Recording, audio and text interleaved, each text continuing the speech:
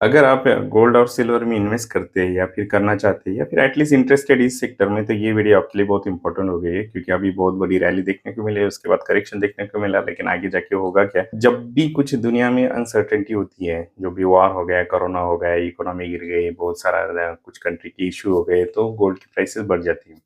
और जैसे अनसर्टेनिटी कम होती है तो गोल्ड की प्राइसेस स्टेबलाइज़ हो जाती है, और ये हमेशा हिस्टोरिकल डेटा पे आप चेक कर सकते हो, तो ये ऐसा ही होता है। और ये प्रेडिक्टेबल रैलीज़ होती है, तो इसमें बहुत सारे लोग पैसा भी कमा लेते हैं। लेकिन लास्ट ईयर की जो रैली देखी है अभी गोल्ड की, थी वो बहुत ही बड़ी रैली है। हर कमोडिटी सेक्टर में से सबसे ज़्यादा गोल्ड और सिल्वर बढ़ चुका है। इतना बड़ा है कि रियल एस्टेट में 10-15 साल में भी जितना रिटर्न नहीं मिलता, इतना रिटर्न गोल्ड और सिल्वर में एक ईयर में दे चुके हैं। इंडिया का ईयू ट्रेड हो चुकी है, हाँ, यूएस के साथ डील हो चुकी है। रशिया और यूक्रेन का भी थोड़ा-सा कंक्लूजन मोड पे आ चुका है। तो ये सब चीज़ों की वजह से अभी ऐसा लगता था कि गोल्ड की प्राइसेज़ कम हो जाएगी, और थोड़ा-सा मार्केट में करेक्शन भी दिखने को मिला था। दूसरी बात होती है, फेड के अगर इंटरेस्ट रेट चेंज होते हैं तो उसके हिसाब से भी गोल्ड की जो प्राइसेज़ है वो कम-ज़्यादा होती है। फेड यानी कि जो अमेरिका जो का जो रिज़र्व बैंक होता है, वो इंटरेस्ट रेट कम कर देती है, ज़्यादा कर देती है, उसके हिसाब से भी जो चीज़ें गोल्ड की प्राइसेज़ ये हो जाती है। और तीसरी बात होती है, डिमांड होती है। तो डिमांड के हिसाब से तो हर चीज़ की डिमांड बढ़ गई तो प्राइस बढ़ जाते हैं, कम हो गए तो कम हो जाते हैं।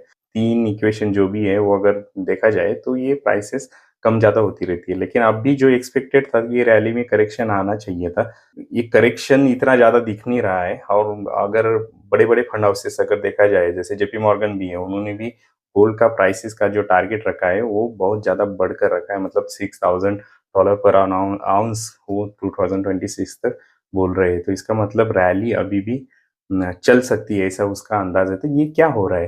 तो लास्ट ईयर जो 2025 का डेटा आया, तो उसमें गोल्ड की जो डिमांड है वो ऑल टाइम हाई 5000 टन्स की गोल्ड की मतलब अभी तक खरीदा जा चुका है। और इसमें सबसे इम्पोर्टेंट जो है, ये जो डिमांड आ कहाँ से रही है, तो ये आ रही है रिज़र्व बैंक से। बहुत सारी कंट्रीज़ की रिज़र्व बैंक जो है अपनी गोल्ड का पाइल अप कर रही है, और गोल्ड रिज़र्व भर रही है, और उसके कारण ये डिमांड घट नहीं रही है। तो इसका मतलब ये जो स्मॉल करेक्शन अगर छोड़ा जाए, तो मतलब थोड़ा-सा देखा जाए, तो उसके अलावा गोल्ड की डिमांड अभी भी हाई है, और इसमें जो भी प्राइस की मूवमेंट है वो भी देखने को मिल सकती है।